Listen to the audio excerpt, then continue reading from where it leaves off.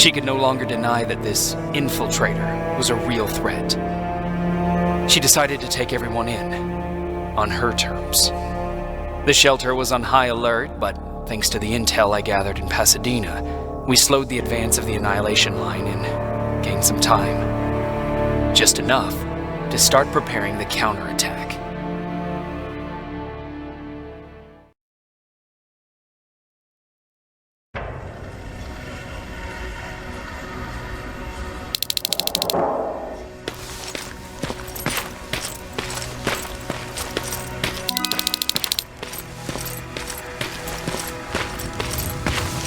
Sergeant? At ease.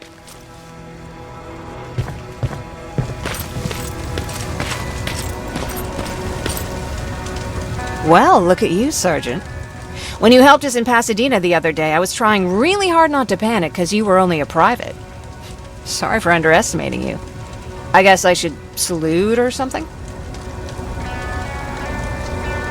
How's Patrick? Every day a little better.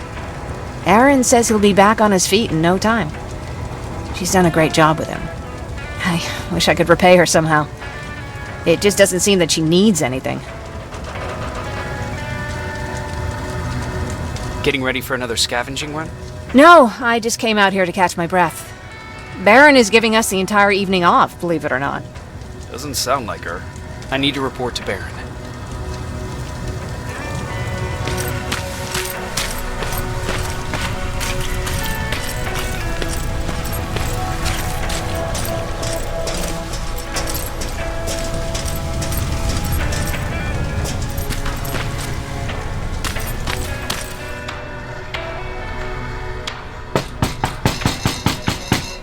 Rivers, DN 46890.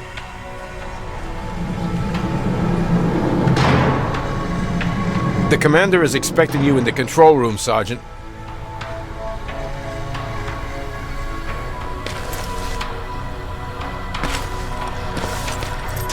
Maraschino cherries again. Where do they keep finding this shit?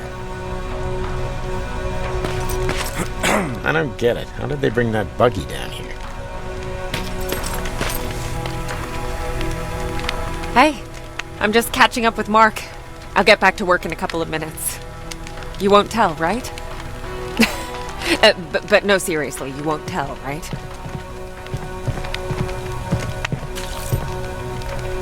I'm going out soon. I haven't made my daily quota yet. I still have 3 more rats to catch. If you see one, let me know, okay?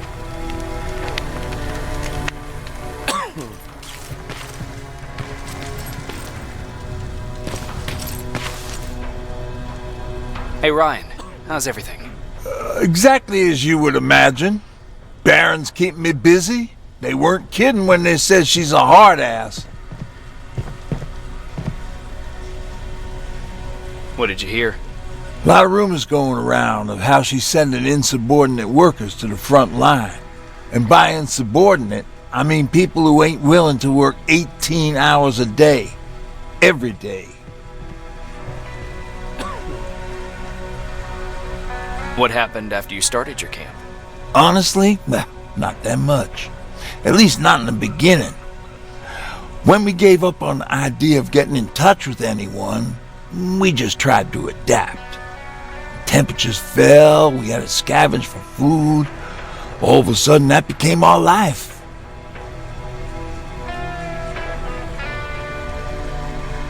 When did you first hear about Skynet?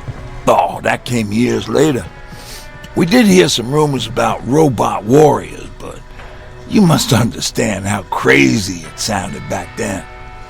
And that wasn't even the most insane story out there. My favorite one was about the radioactive squirrel zombies. Well, I know how stupid it sounds, but we managed to have fun in our little commune. I still had my guitar with me. We talked a lot about how we're gonna be famous, because we're the only living band in the world. You played in a band. I did. One of the few things I was better at than Tucker. He didn't have much talent, but he loved the idea of sex, drugs, and rock and roll, especially the first two. We were just stupid kids, not realizing what was going on.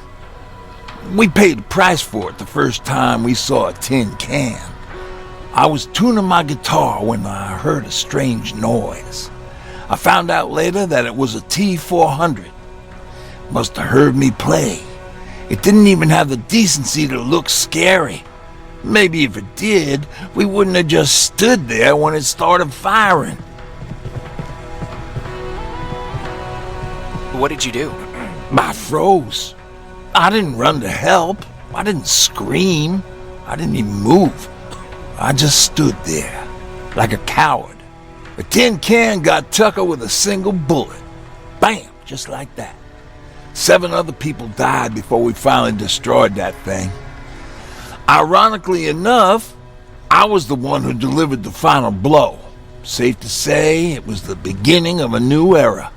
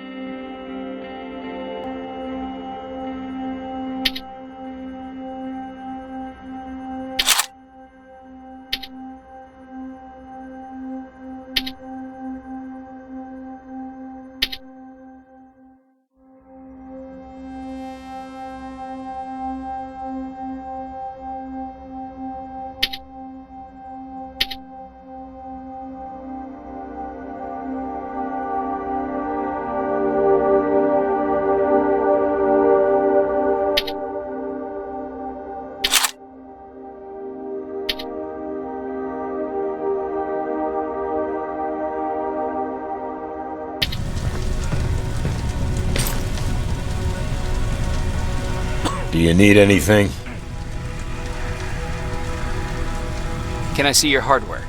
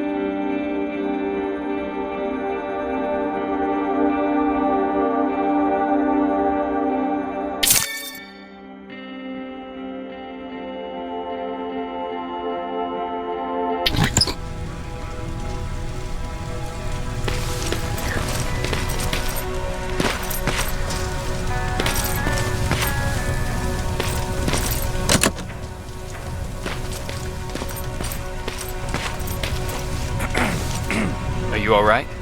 Me? Honey, I'm about the most well-adjusted person in this goddamn place.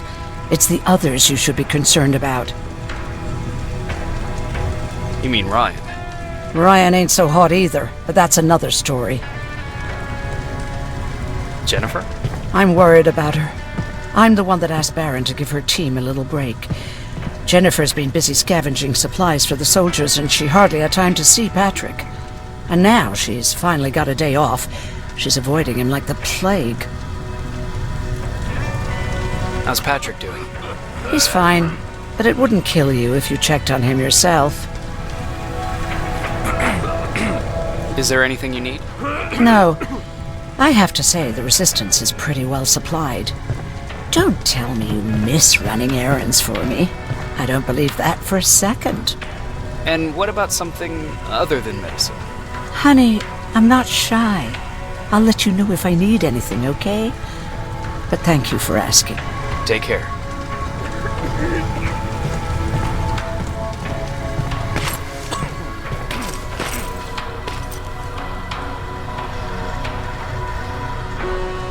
How are you doing?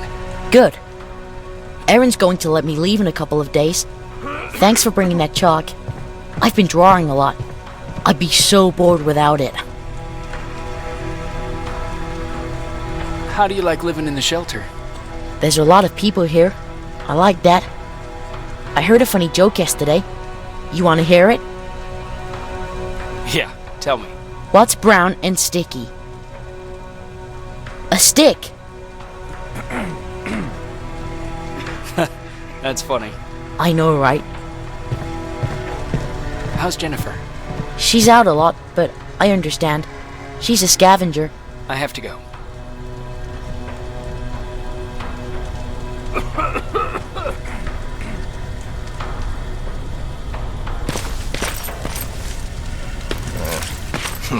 Alvin lost his spider scout again. Man, I saw it crawling through the shelter earlier. Almost gave me a heart attack.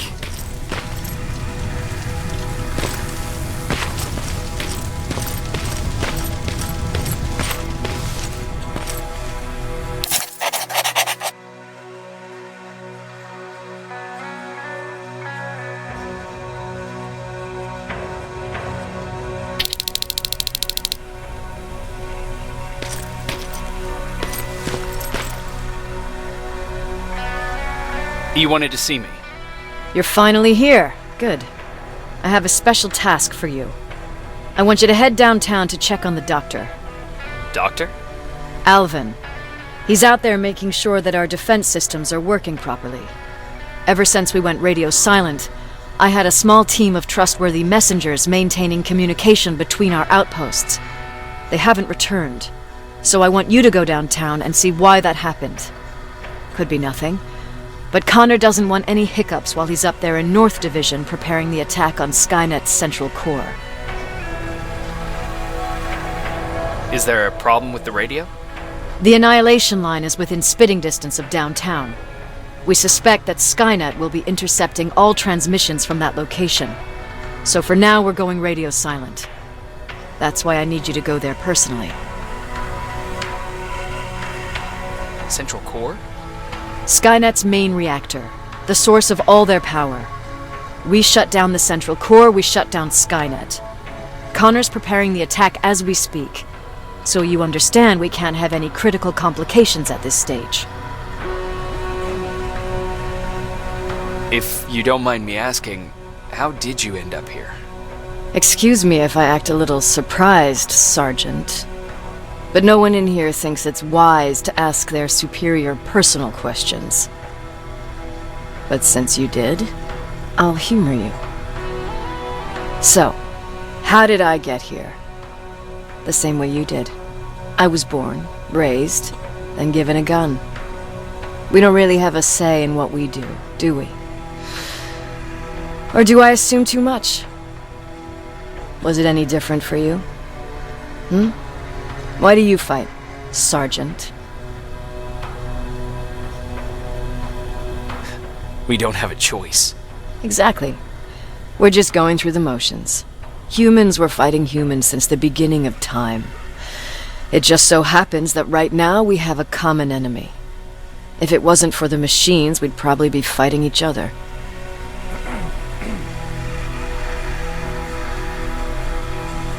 If that's how you view humanity, are we even worth fighting for?